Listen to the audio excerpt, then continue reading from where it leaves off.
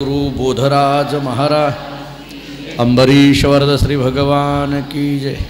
ओम नमो ज्ञानेश्वरा करुणा करा दयाळा, तुमचा अनुग्रह लादलो पावन झालो चराचरी। मी कळा कुसरी काहीच नेने बोलतो वचने अतिभाविका, तुमचा अनुग्रह लादलो पावन झालो चराचरी। एका जनार्दनी तुमचा दास त्याची आस पुरवावी, तुमचा अनुग्रह लादलो पावन झालो चराचरी। श्री संत ज्ञानेश्वर महाराजांच्या चरित्राचा विचार आपण कालपासून सुरू केलेला आहे। या श्रावण मासातील दुसऱ्या सत्राला आज आपण आरंभ करतो आहोत। काल आपण ज्ञानेश्वर महाराजांच्या चरित्राचं चिंतन करत असताना, काल प्रास्ताविक करत असताना असं चिंतन करत होतो की संतांची चरित्र का ऐकावी, संतांच्या चरित्राचं वर्णन का करावं, संतांच्या चरित्राचं चिंतन आपल्याकडून का घडावं, संतांचं नाम आपल्या मुखामध्ये का यावं, याची काही कारणं आपण काल पाहिली। हे पाहत असताना ज्ञानेश्वरीतल्या एका ओवीचा आधार मी घेतलेला होता। तैसे हरपले आपण पे पावे, तै संता ते पाहता गिवसावे, म्हणून वानावे ऐकावे तेची सदा। हे ज्ञानेश्वर महाराजांची ही ओवी आपण डोळ्यासमोर घेतली आणि घेत असताना हरपले आपण पे पावे या अनुषंगाने तिथं वानावे ऐकावे म्हणत असताना आपली हरवलेली वस्तू आपल्याला मिळवायची असेल किंवा मिळवून घ्यायची असेल तर संतांचं वर्णन करा, संतांचं वर्णन ऐका, असा विचार आपण काल केलेला होता। आता मग त्याच्यामध्ये काही तत्त्वज्ञानाच्या कसोटीवर आपण हरपली शब्दाचा अर्थ काय करायचा, कसा करायचा, आणि मग ज्ञानेश्वर महाराजांच्या चरित्राच्या दृष्टीने ही ओवीसुद्धा किती महत्त्वाची आहे याचा विचार आपण काल करत होतो। काल तशा पद्धतीने थोडासा विचार करून आपण याच्यावर येऊन थांबलो होतो की ज्ञानोबारांचं चरित्र का ऐकायचं याचा विचार करताना ते पवित्र असलेलं चरित्र आहे, पापाचा नाश करणारं चरित्र आहे, अज्ञानाची निवृत्ती करणारं चरित्र आहे, भगवंताची प्राप्ती करून देणारं असं ते चरित्र आहे, मनावर परिणाम करणारं असं ते चरित्र आहे, बुद्धीमध्ये बदल घडविणारं हे ते चरित्र आहे। असा काही आपण थोडेसे मुद्दे बघत होतो। बुद्धीमध्ये बदल घडविणारं असं ते चरित्र असल्यामुळे संतांचं चरित्र ऐकावं, संतांच्या चरित्राचं वर्णन करावं असं आपण पाहत होतो। ठीक आहे, ज्या संतांचं चरित्र वर्णन करायचं आहे त्या संतांच्या मालिकेमध्ये ज्ञानोबारांचं नाव मात्र बहिणाबाईंनी ज्ञानदेवे रचिला पाया या दृष्टीने केलेलं आहे। ज्ञानोबाराय म्हणजे वारकरी संप्रदायाचे पाया आहेत असं आपल्याला बहिणाबाईंनी सांगितलं। आता मग प्रश्न असा पडत होता की ज्ञानेश्वर महाराज जर पाया असतील तर ज्ञानोबाराय जिथं अवताराला येतात, ज्ञानोबाराय ज्या गावामध्ये अवताराला येतात, ज्ञानोबाराय ज्या देशामध्ये अवताराला येतात, ज्ञानोबाराय ज्या कुलामध्ये अवताराला येतात, त्याची काही देशाची परंपरा, त्यांची काही कुलाची परंपरा आपण पाहिली पाहिजे। अवताराला येत आहेत ना, जसं गेल्या वर्षी आपण जगद्गुरू तुकाराम महाराजांच्या अवताराचा विचार करत असताना तुकाराम महाराज जिथं अवताराला येतात त्याची काही कुलपरंपरा आपण पाहिली होती, तसं ज्ञानोबाराय अवताराला येतात त्यांची काही कुलपरंपरा आपल्याला पाहता येईल का असा विचार आज आपल्याला करायचा आहे। त्याच्याकरता काल एक प्रमाण दिलं होतं, पुन्हा त्या प्रमाणाने आजच्या प्रवचनाची सुरुवात करतो। पवित्र ते कुळ पावन तो देश, जेते हरीचे दास जन्म घेती। जगद्गुरू श्री संत तुकाराम महाराज संतांच्या अवताराबद्दल असं प्रमाण देतात, जेते हरीचे दास जन्म घेती तो देश पवित्र, आणि ते कुळही काय आहे, पवित्र आहे। पवित्र असणारं ते कुळ आहे की ज्या ठिकाणी हरिदास जन्माला येतात, पवित्र अशा पद्धतीचा तो देश आहे की ज्या ठिकाणी हरिदास जन्माला येतात। हरिदास जेते हरीचे दास, हरिदास या शब्दाचा अर्थ मी अनेक वेळेला सांगत आलेलो आहे। हरिदास या शब्दाचे दोन अर्थ तत्वज्ञानाने केले। हरिदास, हरिदास कोणाला म्हणायचं, हरीचे जे दास आहेत त्यांना हरिदास म्हणा, ही हरिदास शब्दाची पहिली व्याख्या। हरीचे जे दास आहेत त्यांना हरिदास म्हणा। हरे हे दासाहा हरिदासाहा, हरे हे दासाहा हरिदासाहा, हरीचे जे दास आहेत त्यांना हरिदास म्हणा, ही पहिली व्याख्या झाली। आता दुसरी व्याख्या फार गमतीची आहे। दुसरी व्याख्या अशी सांगितली, भगवान श्री हरीच ज्यांचा दास झालेला आहे त्यांना हरिदास म्हणा। भगवान श्री हरीच ज्यांचा दास झालेला आहे त्यांना हरिदास म्हणा। भगवंताचे दास ते हरिदास तर सगळेच आहेत हो, भगवंताचे दास ते हरिदास सगळेच आहेत ना। इथं बसलेल्या मंडपामध्ये माझ्यासह आपण सर्वजण हरिदास आहोत, पण कसे, हरीचे दास असे हरिदास आहोत। पण अंबऋषी राजासारखा असा एकच हरिदास आहे की भगवान श्री हरी ज्याचा दास झालेला आहे, असा एकमेव आहे ना. असे सगळेच असू शकतात, अशातला भाग नाही. ज्ञानोबाराय हे त्या कसोटीतले, तुकोबाराय हे त्या कसोटीतले, नामदेव महाराज हे त्या कसोटीतले. आणि म्हणून अशा संतांचा विचार करत असताना असे हरिदास, असे संत जिथं जन्माला येतात, तुकोबाराय म्हणतात तो देश पवित्र आहे. देशाची पवित्रता तुकाराम महाराजांनी सांगितली. भारतभूमी की ज्या भूमीमध्ये ज्ञानोबाराय तुकोबारायसारख्या संतांचा अवतार होतो, ही भूमी पवित्र आहे. एकनाथ महाराजांनी तर याच्यामध्ये इतकं आणखीन सोपं करून ठेवलं आहे, भरतखंडे नरदेह प्राप्ती हे तो परमभाग्याची संपत्ती. एकनाथ महाराज सांगतात ही संपत्ती आहे, नरदेह प्राप्ती ही संपत्ती आहे, नरदेह ही संपत्ती आहे. देहासारखं धन कोणतं नाही असं नाथ महाराज सांगतात. सर्वात मोठी संपत्ती जर कोणती असेल तर तो देह आहे. जरा पुढं सांगतो आणखीन, बाकीची संपत्ती सोडून जाईल, पण आपल्या आयुष्याच्या शेवटच्या क्षणापर्यंत राहणारी संपत्ती म्हणजे देह. मी कुठल्या तरी एका तत्ववेत्याचं एक वाक्य वाचलं. त्यांनी असं सांगितलं की लाईफ पार्टनर कुणाला म्हणायचं. इंग्रजीमध्ये जो लाईफ पार्टनर, जीवनसाथी असं म्हटलं जातं, कुणाला म्हणायचं. मग आपण अनेक सांगतो, हे आमचे जीवनसाथी, ते आमचे जीवनसाथी, असं सगळं. ते सांगताना एका तत्ववेत्यांनी सांगितलं, हे सगळे जीवनसाथी एका बाजूला ठेवा, देह याच्यासारखा लाईफ पार्टनर दुसरा कुणीच नाही म्हटले. देह याच्यासारखा जीवनसाथी दुसरा कुणी नाही. नाथ महाराजांनी सांगितलं देह ही संपत्ती आहे, परमभाग्याची संपत्ती आहे. पण कोणता देह? भरतखंडे नरदेह प्राप्ती. भारत देशामध्ये मनुष्य देह घेऊन जन्माला येणं, एकनाथ महाराज सांगतात त्याच्यासारखी संपत्ती या जगात कोणती नाही. भारतभूमीमध्ये मुळात नरदेह प्राप्त होणं, मी आपल्याला जाता जाता प्रमाण देऊन जाईल.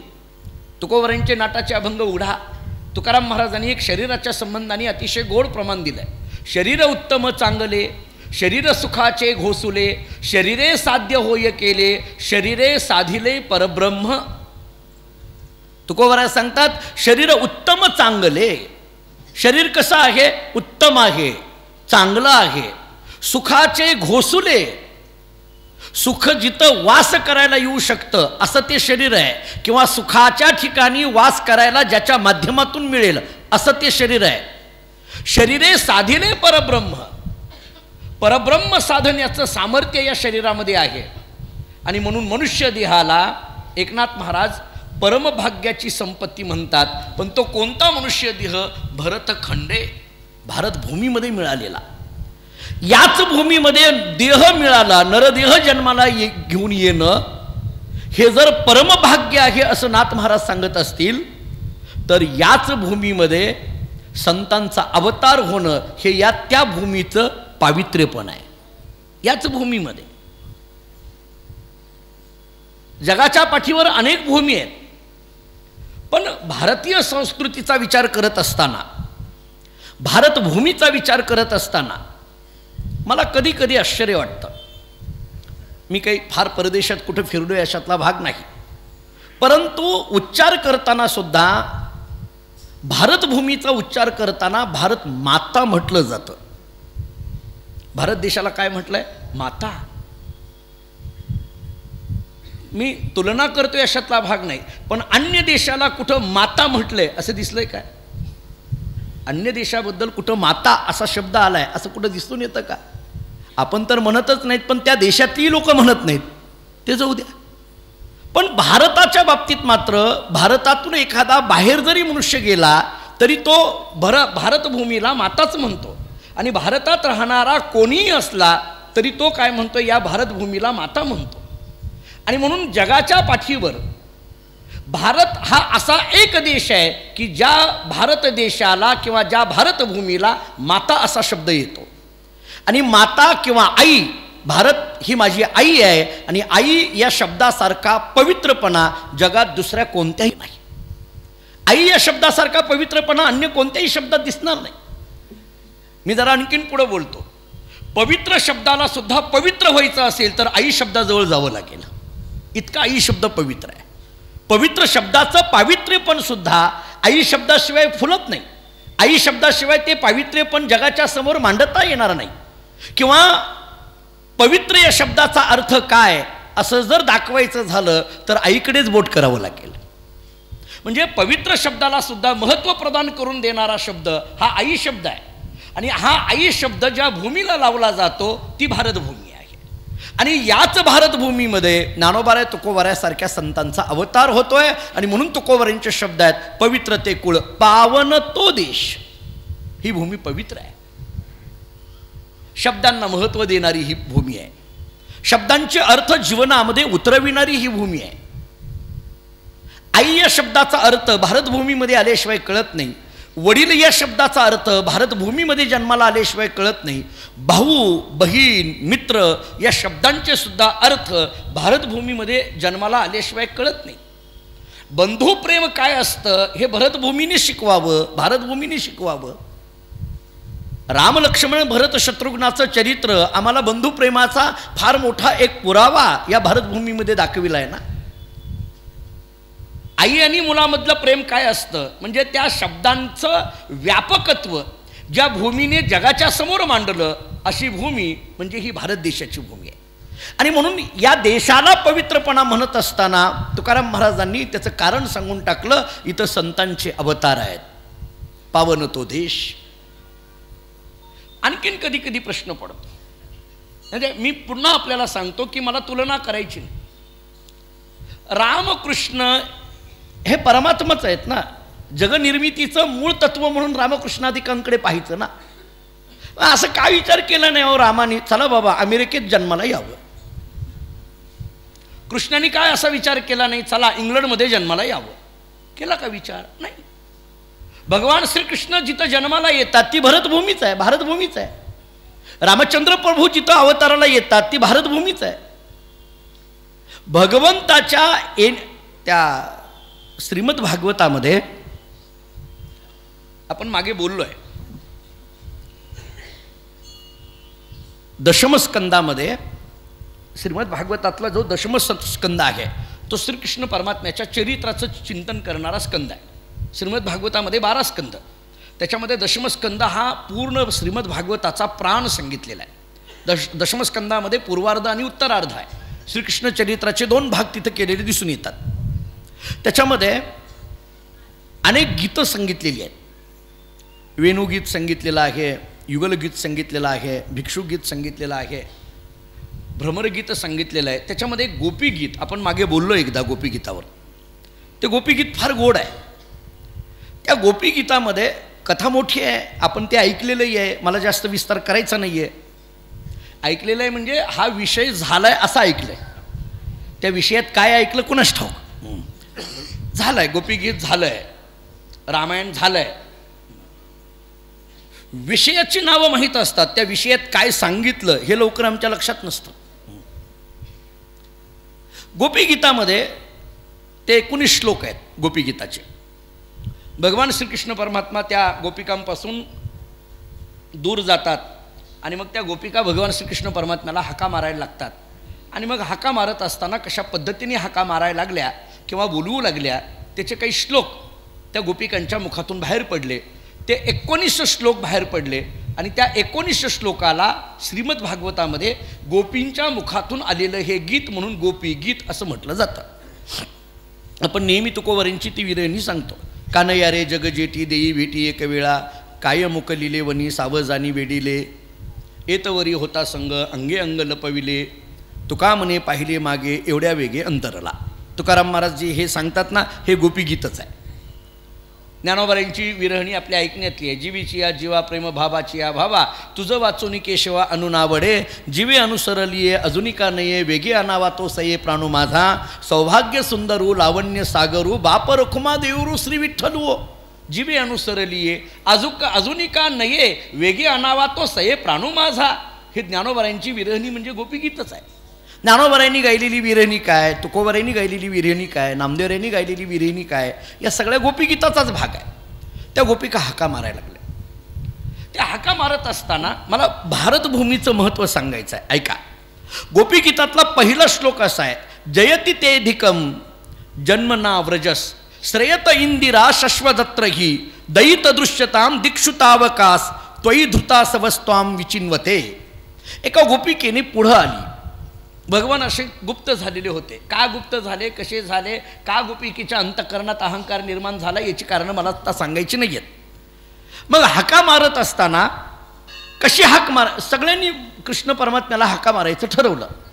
मग बोलविताना कसं बोलवायचं. एक गोपिका पुढं आली, पहिली गोपिका, आणि त्या गोपिकेने जे भगवंताला हाक मारायला सुरुवात केली, ती बोलताना ती गोपिका अशी म्हणते, जयति तेधिकम जन्मना व्रजस श्रेयत इंदिरा शश्वदत्र ही. ती गोपिका कृष्ण भगवंताला हाक मारते, पण मारताना ती असं म्हणते, जयति ते अधिकम जन्मना व्रजस. जन्मना मला इथं सांगायचं आहे, व्रजस या व्रजभूमीला ती श्रेष्ठ बोलते आहे. या भारतभूमीला ती श्रेष्ठ बोलते आहे. जयती तिचा श्रेष्ठपणा सांगायला लागली. हे कृष्णा, ही भारतभूमी श्रेष्ठ आहे, ही व्रजभूमी श्रेष्ठ आहे. का श्रेष्ठ आहे? मुळात व्रज या शब्दाचा अर्थ नेमकं काय करायचा. नारद भक्ती सूत्रामध्ये व्रज शब्द येऊन गेलाय. यथा व्रजगोपिकानाम असं नारदांनी सूत्र सांगितलंय. यथा व्रजगोपिकानाम तदर्पित अखिल आचारिता तदविस्मरणे परमव्याकुलता यथा व्रजगोपिकानाम. सर्व भगवंतावर अर्पण केलेल्या आणि भगवंताच्या विस्मरणामध्ये व्याकुल झालेल्या गोपिका, व्याकुल झालं होणं याला भक्ती म्हणा. कसं? नारदांनी सांगितलं, यथा व्रजगोपिकानाम. जसं व्रजभूमीतल्या गोपिका भगवंतावर सर्व अर्पण करून भगवंताच्या विस्मरणामध्ये व्याकुल झाल्या, तशी व्याकुलता येणं हीच खरी भक्ती आहे. हे सांगताना नारदांनी व्रज शब्दाचा वापर केला. व्रज, तुम्ही वृंदावनामध्ये गेल्यानंतर ही व्रजभूमी असं सांगितलं जातं.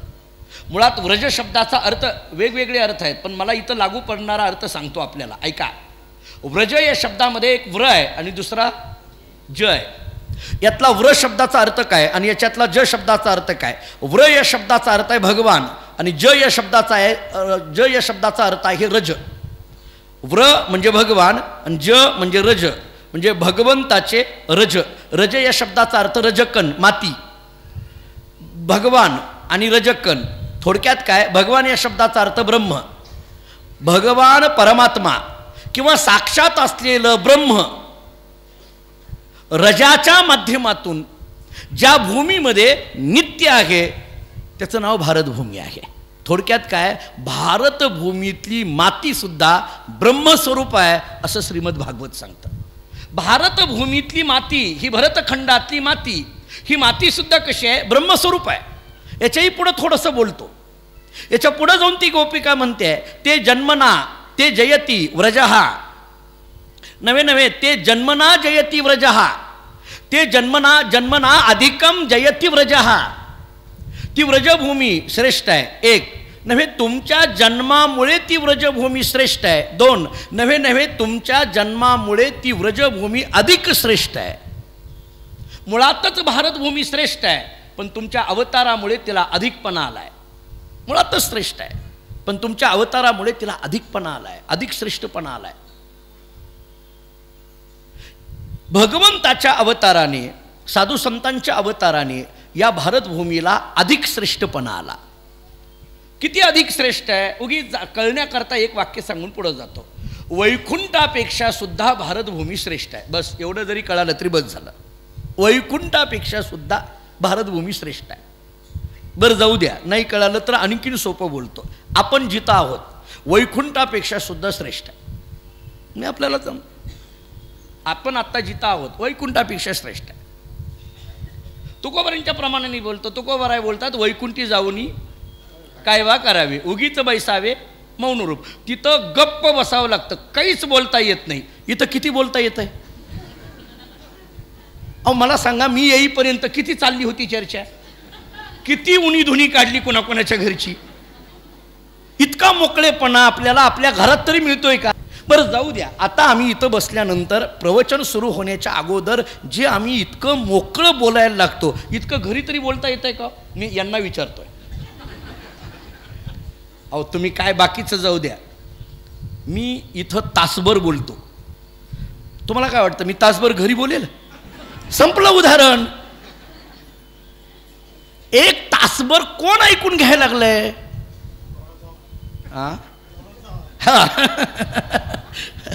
कोण ऐकून घ्यायला लागलंय? काही नाही.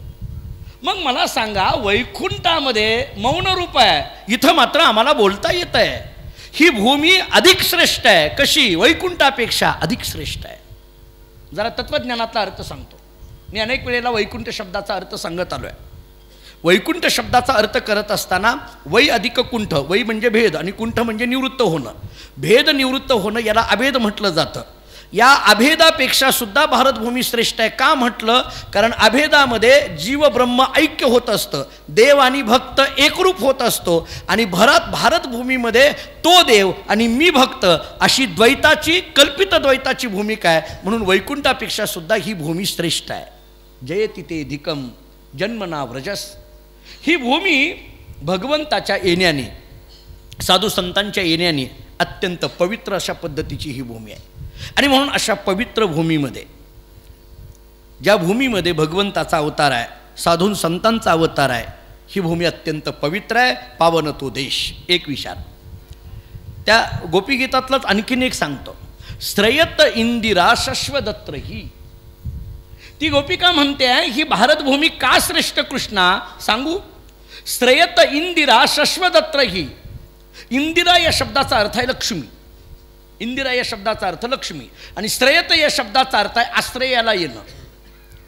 लक्ष्मी, लक्ष्मी या भारतभूमीतल्या मातीच्या आश्रयाला आलेली आहे. म्हणून ही भारतभूमीची माती किंवा ही भारतभूमी अधिक श्रेष्ठ आहे.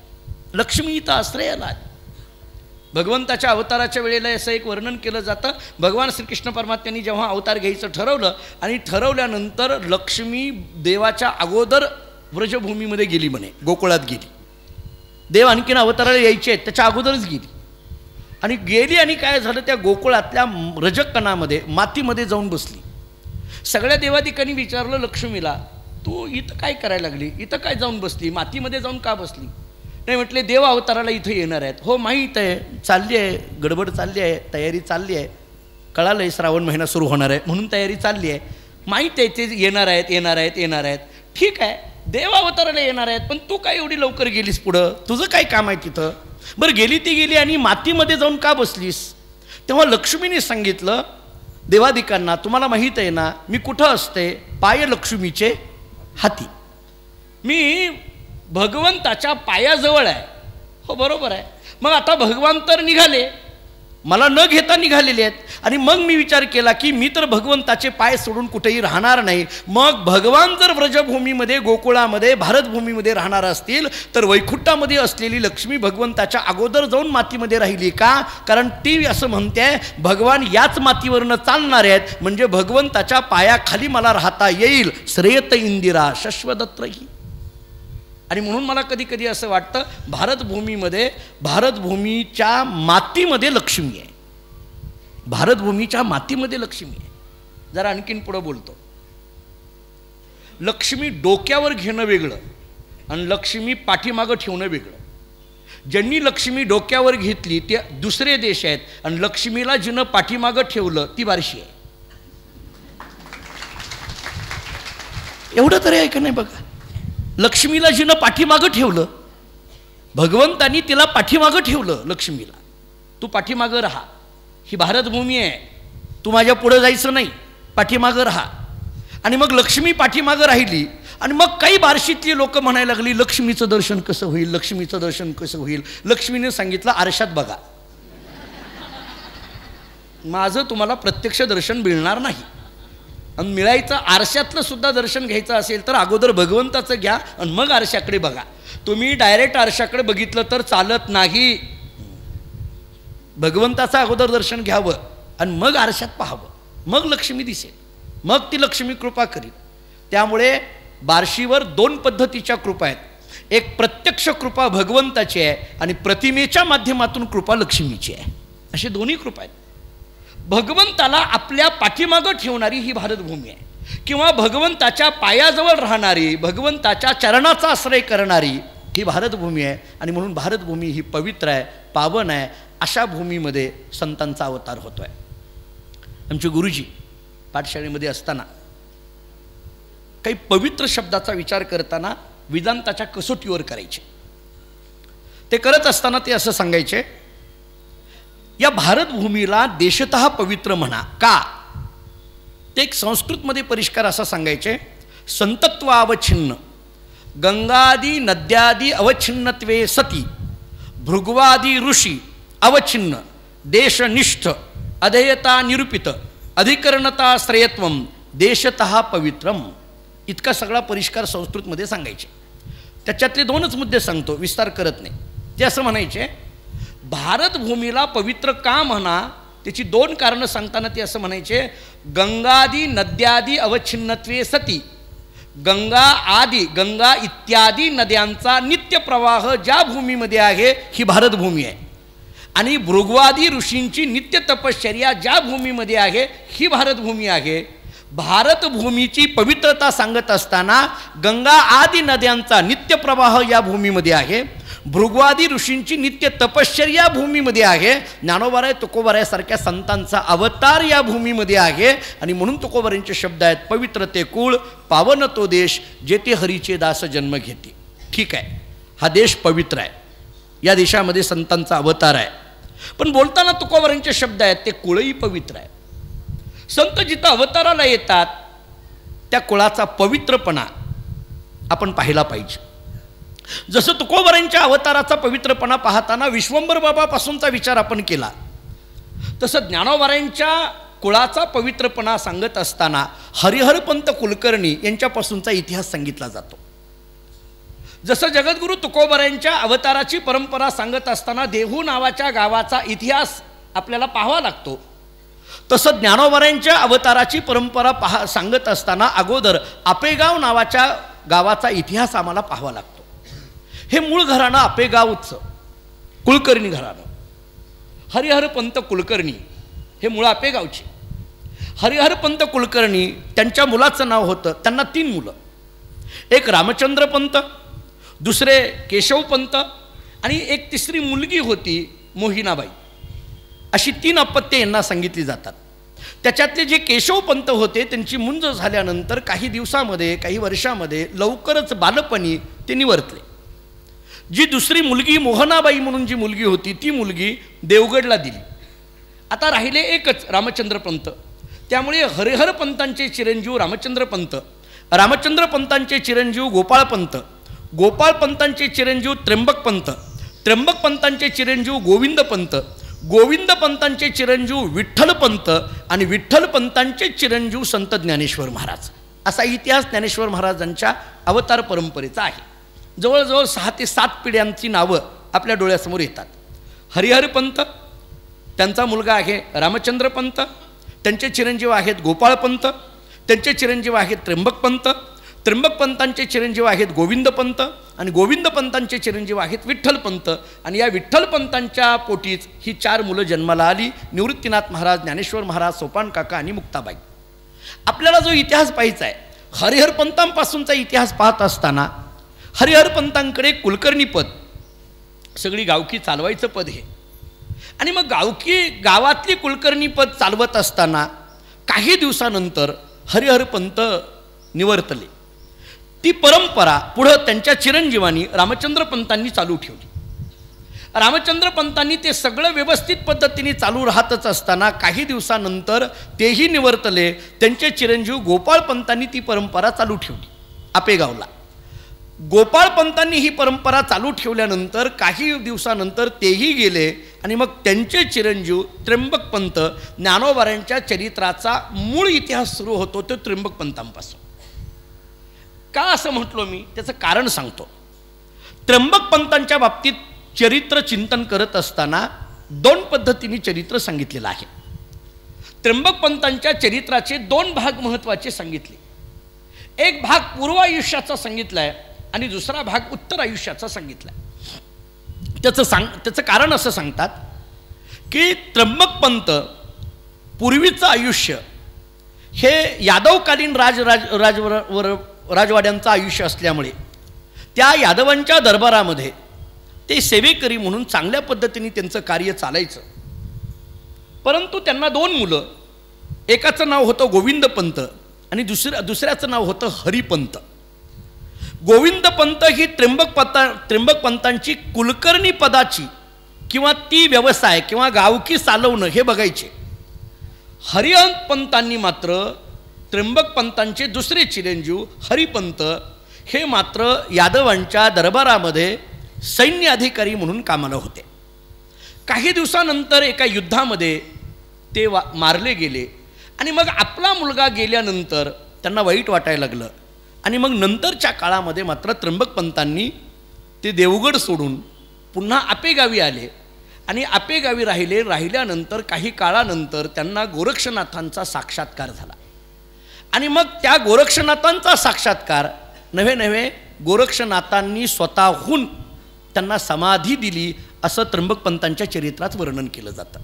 आणि म्हणून मी आपल्याला असं म्हणत होतो की त्र्यंबकपंतांचं चरित्र हे 2 भागामध्ये आपल्याला ऐकावं लागतं. एक व्यावहारिक जीवनाच्या दृष्टीने आणि दुसरं पारमार्थिक जीवनाच्या दृष्टीने. पूर्वायुष्य हे व्यवहार कुशलतेमध्ये त्र्यंबकपंतांचं जीवनचरित्र आहे, पण उत्तर आयुष्य मात्र गोरक्षनाथांची कृपा झालेली असल्यामुळे आणि पंढरीच्या वारीचा नियम त्यांनी स्वीकारलेला असल्यामुळे इथं ही उत्तर आयुष्य ही तितकंच महत्त्वाचं आहे. उत्तर आयुष्यामध्ये गोरक्षनाथांची कृपा झालेली आणि आपेगावला त्र्यंबकपंतांची समाधी आजही दाखविली जाते. आपेगावला त्र्यंबकपंतांची समाधी झाली, पण त्र्यंबकपंत गेल्यानंतर भाऊ हरिपंतही गेलाय, आपले वडील त्र्यंबकपंतही गेलेले आहेत. आता राहिले त्या घरामध्ये एकच गोविंदपंत. गोविंदपंत जे आहेत त्या गोविंदपंतांची जी पत्नी आहे ती पत्नी पैठणमधील कृष्णाजी पंत देवकुळे यांची बहीण, तिचं नाव नीराबाई. आणि गोविंदपंतांनी नीराबाईचा संसार सुरू झाला. वडील गेले, भाऊ गेला.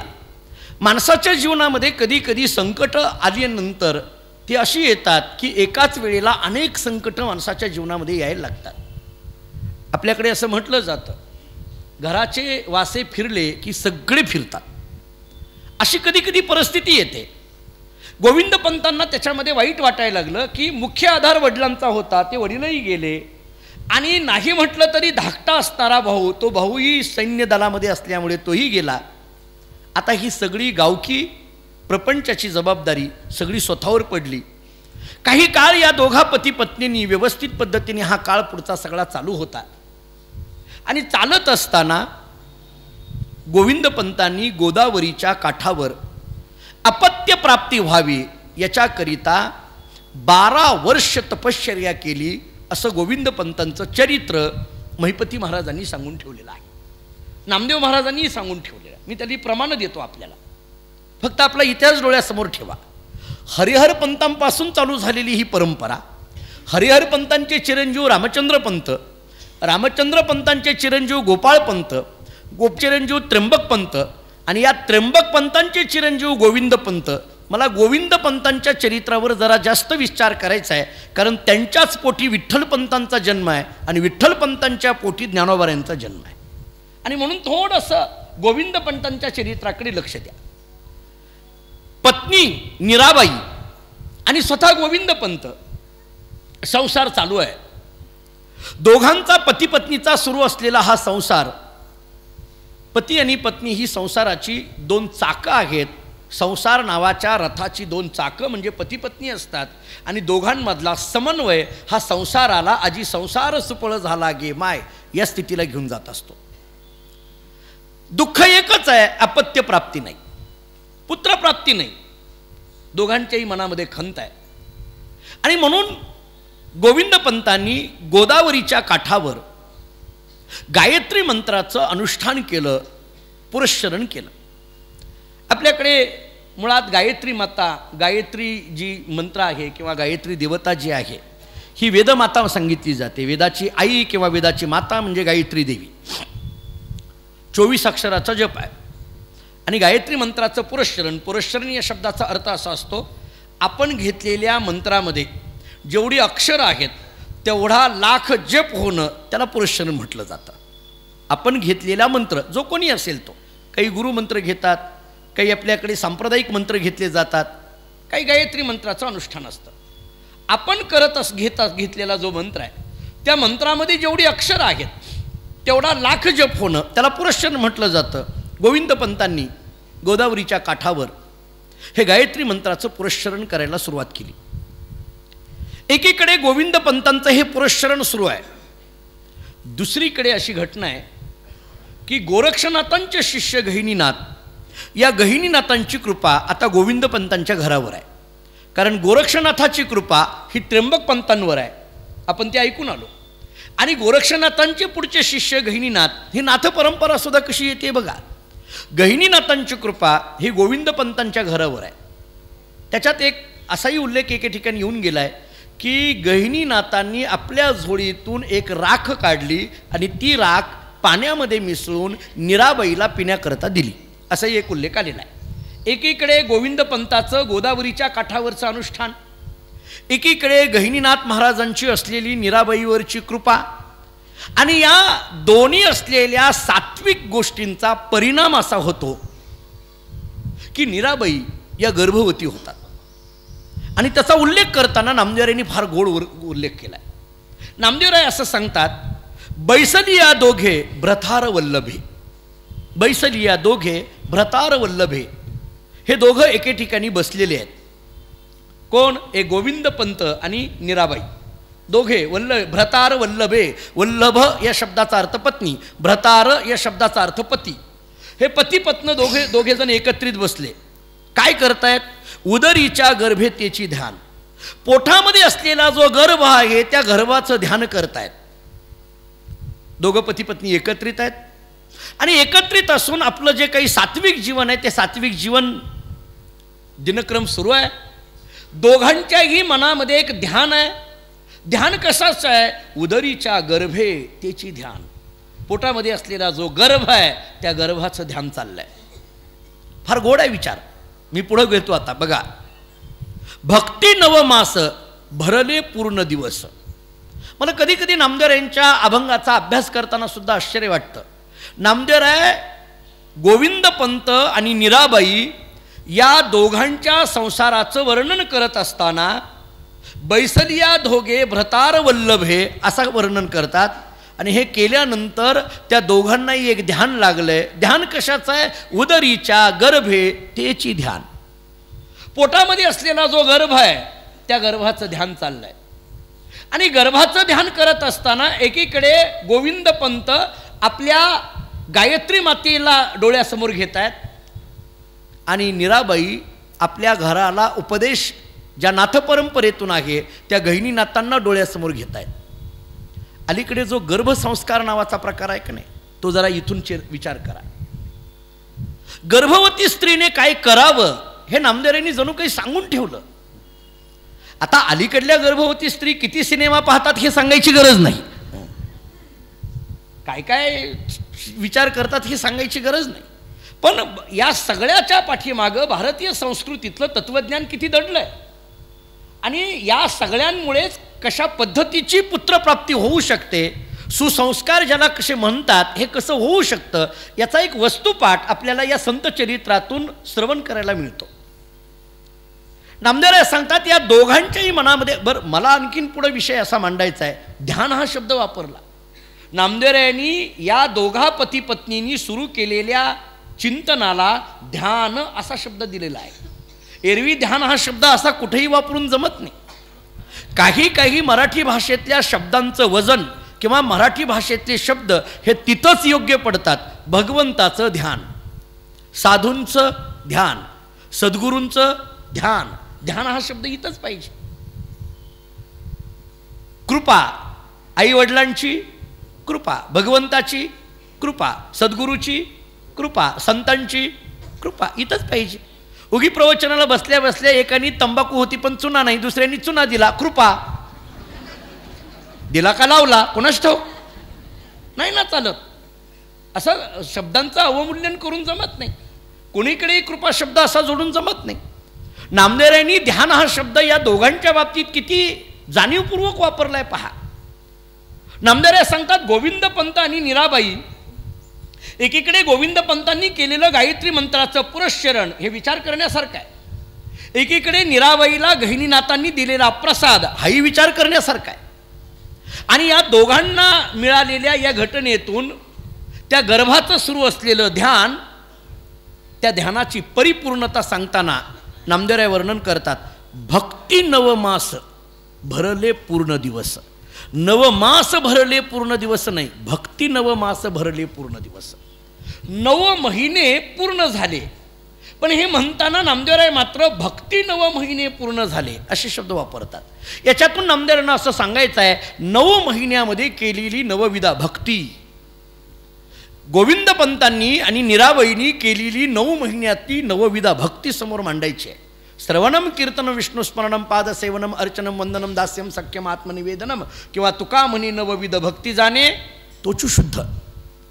ही नवविधा भक्ती या दोघांनी 9 महिन्यामध्ये काय केलं? नवविधा भक्ती केली. आणि मग ही नवविधा भक्ती ज्यावेळेस संपूर्ण होते, 9 महिने पूर्ण होतात, नामदेवराय वर्णन करतात, भक्ती नवमास भरले पूर्ण दिवस. पुढे एवढं गोड वर्णन करतात, आले वैराग्य डोळस मूर्तिमंत. आले वैराग्य डोळस मूर्तिमंत. मला हे 2 शब्द जरा विस्ताराने सांगायचे आहेत, पण ज्यांच्याकरिता हे 2 शब्द वापरले त्याचा उल्लेख मात्र नामदेवरायांनी शेवटच्या चरणात केला आहे. हे 2 शब्द जरा आणखीन एकदा जाणीवपूर्वक ऐका. भक्ती नवमास भरले पूर्ण दिवस. 9 महिने पूर्ण झाल्यानंतर काय झालं? बाळ जन्माला आलं. पण बाळ जन्माला आलं असं म्हणत नाहीत नामदेवराय. नामदेवराय म्हणतात की 9 महिने पूर्ण झाल्यानंतर जे जन्माला आलं ते कोण आलं? आले वैराग्य डोळस. डोळस वैराग्य, नवे नवे मूर्तिमंत डोळस वैराग्य जन्माला आलं. मूर्तिमंत डोळस वैराग्य जन्माला आलं. कोणीतरी नामदेवरायांना विचारलं, अहो पण ते कोण? नामदेवराय शेवटच्या चरणात सांगतात, विठ्ठल आवडी ठेविले नाम निराईस प्रेम घैनी नाती. विठ्ठल आवडी ठेविले नाम निराईस प्रेम गहिनी नाती. मीराबाईच्या अंतःकरणामध्ये असलेलं गहिनीनाथांविषयीचं प्रेम, गोविंद पंतांच्या अंतःकरणामध्ये असलेली गायत्री मंत्राविषयीची प्रेम किंवा गायत्री मंत्राविषयीची श्रद्धा, या दोघांच्या श्रद्धा आणि प्रेमातून काय आलं तर आले मूर्तिमंत वैराग्य डोळस. त्याचं नाव काय ठेवलं तर विठ्ठल आवडी ठेविले नाम. त्याचं नाव ठेवलं म्हटले, आवडीने ठेवलेलं नाव आहे काय? विठ्ठल. ठेवलेलं नाव वेगळं, आवडीने ठेवलेलं नाव वेगळं, आणि जगाने ठेवलेली नावं वेगळी. कळालं का आता? हे ठेवलेलं नाव वेगळं असतं आणि आवडीनं ठेवलेलं नाव वेगळं असतं. याचं कारण सांगतो. मी पदरचं बोलत नाही, तुम्ही ज्ञानोबारांचं चरित्र जरा बारकाईने वाचा. मला मुद्दाम हा विषय आपल्यासमोर मांडायचा आहे. विठ्ठल आवडी ठेविले नाम असं म्हणतायत नामदेवराय. हे आवडीनं विठ्ठल नाव ठेवलं याचा अर्थ मूळ ठेवलेलं नाव वेगळं आहे. आवडीन आपल्याकडे आवडीने ठेवत नाहीत का? पिंट्या नाही, दुसरं नाव घेत नाही ना, आवडीने ठेवत नाहीत का नाव? बबी कुठनं काढलेत कुणाच ठाऊक नाव हे. बबी म्हणे, हां बेबी म्हणे, कसलीही नावं ठेवली जातात. ही आवडीने ठेवली जातात, आवडीनं नाव ठेवली जातात ही. परंतु आवडीने इथं काय नाव ठेवलं तर विठ्ठल नाव ठेवलं म्हटले. मग मूळ नाव काय आहे तर मूळ नावाचा उल्लेख करताना असा केलेला आहे, गोविंद पंतांनी केलेलं गायचं पुरश्चरण. आणि गायत्री देवी ही वेदाची माता असल्यामुळे वेदा मातू असं त्या मुलाचं मूळ नाव ठेवलं आहे. वेदा मातू, वेदाची आई, ते गायत्री देवीचा प्रसाद आहे. आणि याचा उल्लेख ज्ञानोबारायांना पैठणकरांनी जे दिलेलं शुद्धीपत्र आहे त्या शुद्धीपत्रात आलेला आहे. मी पुढं सांगणार आहे, शुद्धीपत्राची चरित्र आपल्याला पुढे येणार आहे, पण ते आता विषय आलाय म्हणून सांगून जातोय. ज्ञानोबारायांना पैठणकरांनी दिलं. आता ते शुद्धीपत्राचं प्रकरण मोठं आहे, मुंजीबंधनाच्या वेळेचं प्रकरण आहे ते. तर त्यावेळेस जो काही शुद्धीपत्र दिलं आणि शुद्धीपत्र देताना मग ही मुलं कोणाची? ही मुलं कोणाची? विठ्ठलपंताची का? मग हे सांगताना त्यांनी सांगितलं ही वेदामातूची मुलं आहेत. वेदामातूची या शब्दाचा अर्थ आहे, वेदामातू हे मूळ नाव विठ्ठलपंतांचं, पण आवडीने मात्र विठ्ठल म्हटलं. आता आवडीने विठ्ठल का म्हटलं त्याचा उल्लेख करताना, त्याच्यावर अभ्यास करताना अनेकांनी त्याची वेगवेगळी मतं मांडलेली आहेत.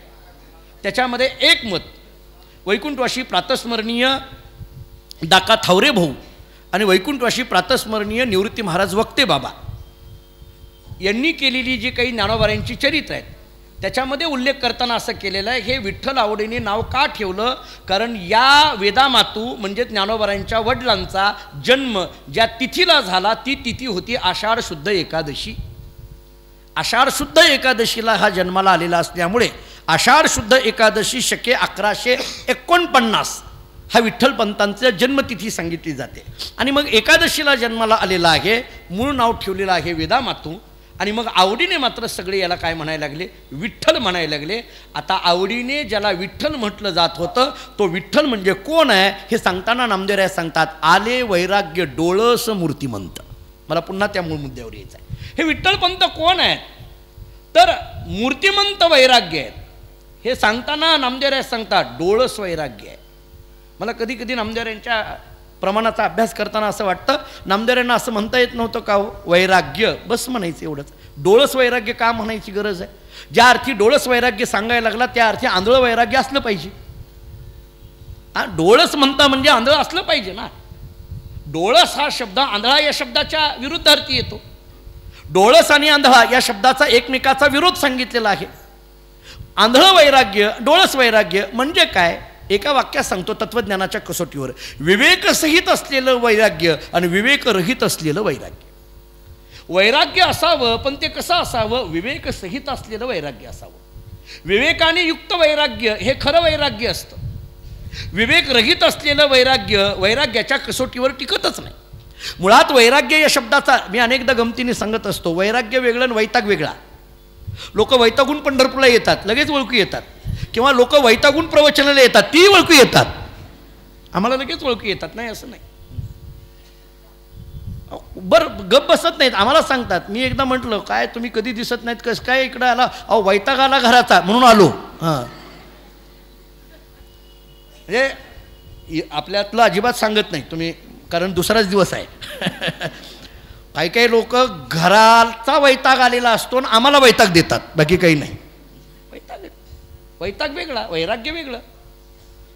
मी अनेक वेळेला सांगितली व्याख्या, वेदांतशास्त्रांनी वैराग्य शब्दाची व्याख्या अशी केली आहे, इहलोकापासून परलोकापर्यंत मानलेल्या अनुकूल भोगाच्या त्यागाच्या इच्छेस वैराग्य असे म्हणतात, असं वेदांतशास्त्रांनी विचारसागरांनी स्पष्ट व्याख्या केली. अनुकूल भोगाचा त्याग त्याला वैराग्य म्हणतात. मी हा वैराग्य शब्द एवढा विठ्ठलपंतांच्या बाबतीत का सांगायला लागलो आहे, पुढे जे ज्ञानोबारांचा जन्म सांगायचा आहे हा वैराग्य या भूमिकेतूनच मला मांडायचा आहे. विठ्ठलपंतांचं वैराग्य वाखाणण्याजोग आहे, सांगेल मी आपल्याला एक एक. आणि म्हणून या वैराग्याला बोलताना विवेकसहित वैराग्य असं म्हटलंय. विवेकसहित या शब्दाचा अर्थ आहे ज्ञानाच्या कसोटीवर असलेलं वैराग्य. ज्ञानाच्या कसोटीवर असलेलं वैराग्य. कारण विवेक या शब्दाचा आणखीन एक साधा अर्थ केला जातो ज्ञान. बरं, विवेक शब्दाचा आणखीन एक साधा सोपा अर्थ सांगून पुढे जातो, सार काय आणि असार काय हे कळणं त्याला म्हणायचं विवेक. सार काय आणि असार काय हे कळणं त्याला म्हणायचं विवेक. या विवेकाच्या कसोटीवरचं हे वैराग्य. चांगलं काय आणि वाईट काय हे कळतं असं हे वैराग्य आहे. आपण रोज हरिपाठातलं प्रमाण बोलतो, त्रिगुण असार निर्गुण हे सार, सारासार विचार हरिपाठ, किंवा तुकोबाराय बोलतात फलकटतो संसार येत सार भगवंत. त्रिगुण असार आहे, निर्गुण हे सार आहे. पण हे कळण्याकरता विचाराची गरज आहे, विवेकाची गरज आहे. आणि या विवेकाने युक्त असलेलं वैराग्य हे विठ्ठलपंतांकडे आहे. डोळस असलेलं वैराग्य विठ्ठलपंतांकडे आहे. ज्यावेळेस विवेक ज्ञानाने ज्यावेळेस कळतं हे खोटं आहे, हे कळाल्यानंतर आलेलं वैराग्य वेगळं.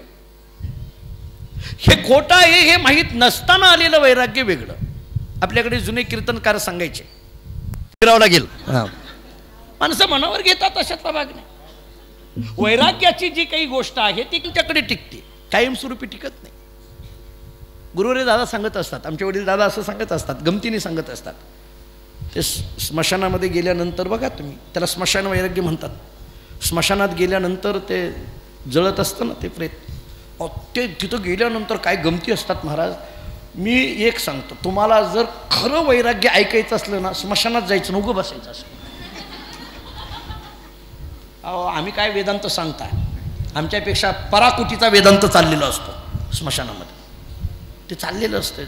ते पहिलं दुसऱ्याला म्हणतंय बघा ऐका काय, कालपर्यंत बोलत होता, सकाळी चहा पिता पिता काय माणसाचं खरं आहे. दुसरा म्हणतो तेच सांगतोय रे तुला, काय माणसाचं खरं आहे. इतकं वैराग्याच्या गोष्टी बोल. अहो स्मशानात गंमत अशी असते महाराज, काय कोण बोलेल सांगता येत नाही.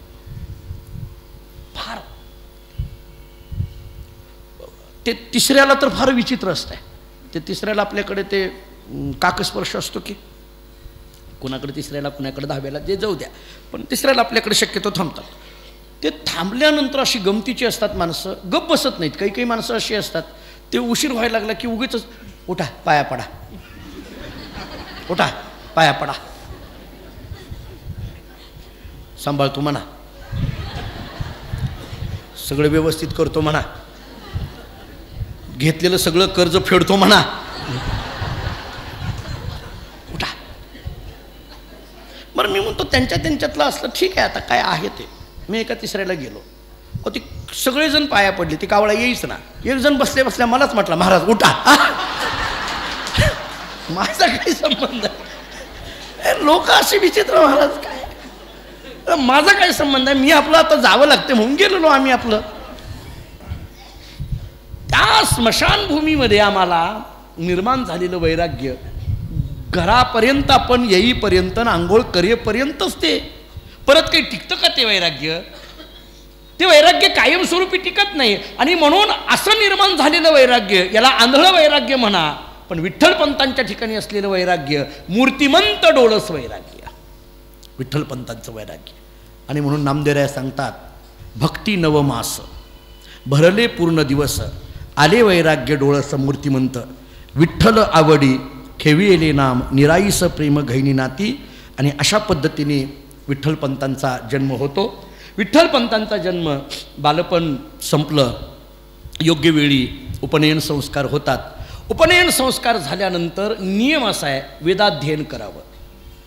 आपल्याकडे जो नियम सांगितला आहे, एकतर मुळात उपनयन संस्कार महत्त्वाचे सांगितले, ज्याला मुंज असं म्हटलं जातं. 16 संस्कारापैकी एक अत्यंत महत्त्वाचा संस्कार म्हणून उपनयन संस्काराकडे बघितलं जातं. वेळेमध्ये उपनयन संस्कार झाले आणि झाल्यानंतर आपण वेदाध्ययन करायला जावं. थोडक्यात काय, अभ्यास करायला जावं, शास्त्राभ्यास करावा. आणि मग विठ्ठलपंतांना गोविंदपंतांनी म्हणजे वडिलांनी योग्य वेळी मुंज झाल्यानंतर, उपनयन संस्कार झाल्यानंतर आपल्या मामाच्या गावी म्हणजे पैठणला, कारण निराईचं गाव कोणतं आहे? पैठण आहे. आपण मग ऐकून आलो. पैठणला पाठविलं, तिथं जा आणि वेदाध्ययन कर. वेदाध्ययन झालं, शास्त्राभ्यास झाला. शास्त्राभ्यास करून विठ्ठलपंत माघारी आपेगावला आले. आता पुढचा नियम असा सांगितला जातो की अभ्यास झाल्यानंतर तीर्थाटन सांगितलं जातं, तीर्थयात्रा करावी. टप्पे असे जुन्या काळामध्ये सांगितले जायचे. उपनयन संस्कार, त्याच्यानंतर वेदाध्ययन, आणि वेदाध्ययनानंतर तीर्थयात्रा किंवा तीर्थाटन. मग विठ्ठलपंतांना आता तीर्थाटन करायचं. विठ्ठलपंतांनी आपल्या वडिलांना विचारलं, बाबा वेदाध्ययन झालंय, शास्त्राभ्यास झालाय, माघारी आलोय, आता तीर्थयात्रेला जायला पाहिजे. गोविंदपंतांनी सांगितलं हो. मग आता तीर्थयात्रेला जायचं आहे, कसं जायचं, कोणत्या मार्गे जायचं, कुठल्या पद्धतीने जायचं, तीर्थयात्रेमध्ये काय काय करायचं. गोविंदपंतांनी सांगितलं, रात्र झाली आहे, आज मुक्काम करू आणि तुझी तीर्थयात्रा उद्या सांगू म्हटले. आता उद्या आपल्याला विठ्ठलपंतांची तीर्थयात्रा पाहायची आहे. आणि ही तीर्थयात्रा करता करता विठ्ठलपंत कसे आळंदीला येतात, आणि मग आळंदीला विठ्ठलपंतांचा आणि रुक्मिणी मातेचा विवाह कसा होतो, आणि मग ज्ञानोबारांचा अवतार कसा होतो, याचा विचार करायचा आहे. उद्याच्या प्रवचनामध्ये आपण करू. आजच्या प्रवचनामध्ये आपण फक्त ज्ञानोबाराय ज्या कुळामध्ये जन्माला येतात त्या कुलाची परंपरा नेमकी कशी येते याचा विचार केला. बाकीचा राहिलेला विचार उद्या संध्याकाळी 6 वाजता. पुंडलिक वरदे हरी विठ्ठल श्री ज्ञानदेव तुकाराम. आता विश्वात्मके तो शोनी मज द्यावे जे खळांची व्यंकटी सांडो तया सत्कर्मी रती वाढो भूता परस्परे पडो दुरितांचे तिमिर जाओ विश्व स्वधर्म सूर्य पाहो जो जे वांछिल तो ते लाहो प्राणीजात वर्षत सकळ मंगळी ईश्वरनिष्ठांची मांदियाळी अनवरत भूमंडळी भेटतू तया भूता चला कल्पतरूचे